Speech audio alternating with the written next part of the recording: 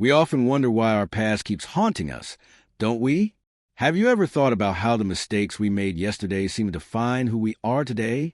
Sometimes we get so caught up in our regrets and painful memories that we forget there's a bigger plan at work. We forget that our Creator has a purpose for everything we've been through. Maybe you're going through a difficult time right now, carrying the weight of past decisions. Or maybe you're in a comfortable place, but still haunted by things you wish you could change. Then this story is for you. This story won't just make you think. It may also change you. So listen carefully until the end. In a small village nestled near the mountains, there lived an old man named Samuel.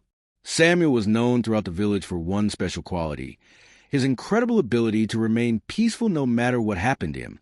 He lived a simple life in a modest cottage with his grandson David, who was 12 years old and full of curiosity.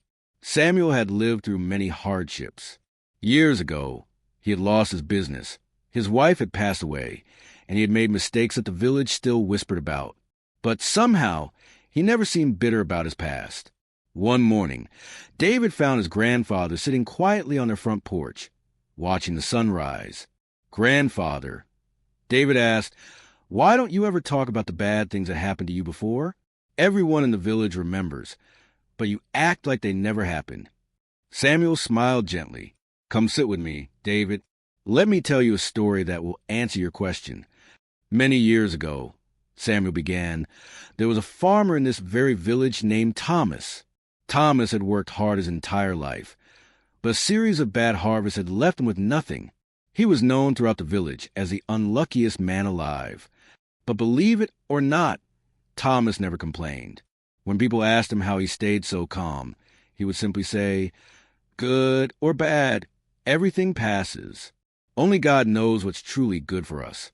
One day, Thomas found an old, worn leather bag buried in his field. Inside were gold coins, enough to buy the finest house in the village. The news spread quickly, and suddenly everyone was calling him the luckiest man alive. But Thomas just smiled and said, 'Good or bad, everything passes.' Then guess what happened? Within a week, thieves broke into his new house and stole not just the remaining gold, but everything else he owned. The village people shook their heads. 'Poor Thomas,' they said. 'Curse again.' But Thomas remained calm. 'Good or bad, everything passes,' he repeated. Something surprising occurred just a few days later. The thieves were caught by traveling merchants who recognized Thomas's stolen goods. But here's the twist.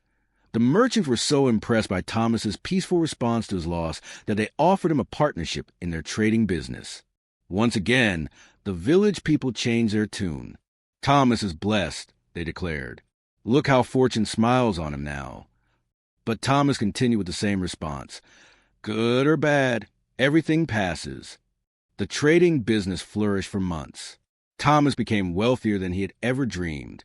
But then a fire destroyed the main warehouse, wiping out almost everything. 'There goes Thomas's luck again,' the villagers whispered. But a few days later, something amazing happened. While clearing the burned warehouse, Thomas discovered that the fire had revealed an underground spring of the purest water anyone had ever tasted. The discovery of this spring attracted people from neighboring villages. They came not just for the water, but to learn from Thomas, the man who remained peaceful through every twist of fate. Young David listened intently. 'But grandfather, what does this have to do with leaving the past behind?' Samuel looked at his grandson with loving eyes. 'See, David, what happens in life is never simple. Thomas could have spent his time regretting his failed harvests, dwelling on the thieves who robbed him, or worrying about the fire. But instead, he understood something powerful. That's why he kept saying, 'Good or bad, everything passes.' He knew that both his failures and his successes were temporary. He didn't let his past define his present, and he didn't let his present dictate his future. The real lesson is this: every difficult experience, every mistake, every painful memory you carry is not your permanent address. Whether it's good or bad, only time can tell what purpose it serves in your life. Thomas discovered that his failed harvest taught him patience. The theft taught him that material things are temporary. The fire revealed the hidden treasure beneath. Each event that seemed terrible at the time was actually preparing him for something greater. God's plan works in mysterious ways. What looks like a setback today might be a setup for tomorrow's breakthrough.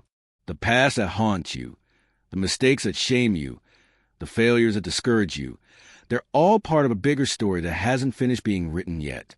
Maybe something is happening in your life right now that feels overwhelming. Maybe you're carrying guilt from decisions you made years ago. Maybe you feel like your past mistakes have disqualified you from happiness or success. But trust that God's plan for your life is bigger than your past. Just like Thomas, you have the choice to stop letting yesterday's storms determine today's weather. Remember this, your past is not your prison, it's your preparation. Don't fall apart when difficulties come, but don't get carried away when everything goes perfectly either. Both are temporary. Both are part of the journey. The moment you stop defining yourself by what happened to you and start believing in what's possible for you, that's when real healing begins. That's when you truly leave your past behind. Whether it's good or bad, only time can tell. But one thing is certain. If you keep moving forward with faith and patience, your best days are still ahead of you. If you like this story, don't forget to leave a like. Tell us in the comments, what did you learn from Thomas's story, and how will you apply it to your own life? We'll see you in the next one. Take care.